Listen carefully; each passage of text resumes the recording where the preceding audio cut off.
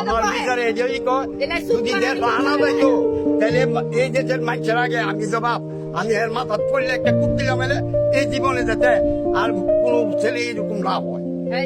আমি ফেসবুকে যেই ভাষাগুলাই শুনছি আমার কাছে খুবই খারাপ লাগতেছে। মানে আমি নিজেও চাইতাছি যে আমি নিজেও মইরা যাই, যদি আমি আত্মহত্যা করার সুযোগ আমার হইতো তাহলে আমি আত্মহত্যাই করতাম। এইরকম খারাপ লাগতেছে আমার কাছে, কারণ তারিখ দিয়া সব প্রধানমন্ত্রী আমার মাথার তাজ।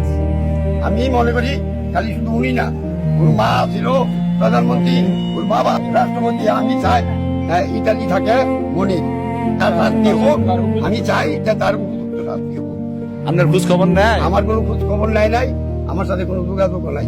বিদেশ গেছে জায়গায় যাওয়ার সময় বহুতগুলি বই টই লয়ে গেছে গা, বহুটিয়া পয়সা মাইরা লয়ে গেছে। প্রতি মানুষের এলাকার প্রতি মানুষের এলাকার হলে বিভিন্ন জায়গার মানুষ প্রায় শতেক মানুষের খাইলে একটা জি বাকাই চালাবেন, লাগাম ফাই চালাবেন, দাও দাও না ছুরি লাগায়া এই জায়গায় জায়গায় বইগুলা নিল গা, টেহাগুলা নিল গা দিছে গা। আমরা কোনো একসাথে খাওয়াই না, মানে যোগাযোগ নাই। হের পাহনে হের লাগি মরার প্রশ্ন হের বাড়ি আইটা বাড়ি বেচছে, খেত বেচছে, ওখানে দেন হের লাগি এখান জায়গা 3 গুণ নেই খানো বেচছে। আমাদের রায়পুরা থানা মাননীয় এমপি সাহেব ইঞ্জিনিয়ার রাস্তাপতিন বকুল ভাইয়ের নির্দেশে আমরা আসছি ইতালি প্রবাসী মনির হোসেন ও আমাদের মাননীয় প্রধানমন্ত্রী বিএনপি চেয়ারম্যান জনাব তারেক রহমানের বিরুদ্ধে অকথ্য ভাষায় গালাগালি করার প্রতিবাদে আমরা ওর বাড়িতে আসছি। ওর বাড়ি বলতে ওর বাবার স্থান নাই থাকা, সে একটা দোকান করে থাকে তার বাবা মা নিয়ে। তার বাবা মা ও যে খারাপ ছেলে তার শাস্তি দাবি করছে। আমরা প্রকাশ্য এলাকাবাসী যারা আছি আমরা অবশ্যই আর শাস্তি কামনা করি।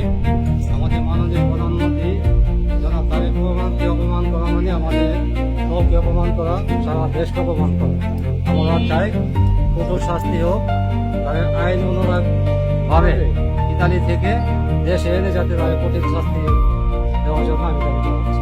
মানুষ যাতে আমাদের বাংলাদেশে আর দ্বিতীয় আরেকজন না জন্মায়। আপনারা সবাই ওনার বাপ মার সাথে আমরা আলাপ করলাম। ওর 17 বছর যাবত ওর বাপ মার কোনো খবর নিচ্ছে না। 1 বছর আগে প্রায় 100 বইয়ের মতো বেশি নিয়ে গেছে, আবার গরু খাওয়ায়া আরো টাকা টুকাও নিয়ে গেছে। এলাকাবাসী খুব বহরবতী।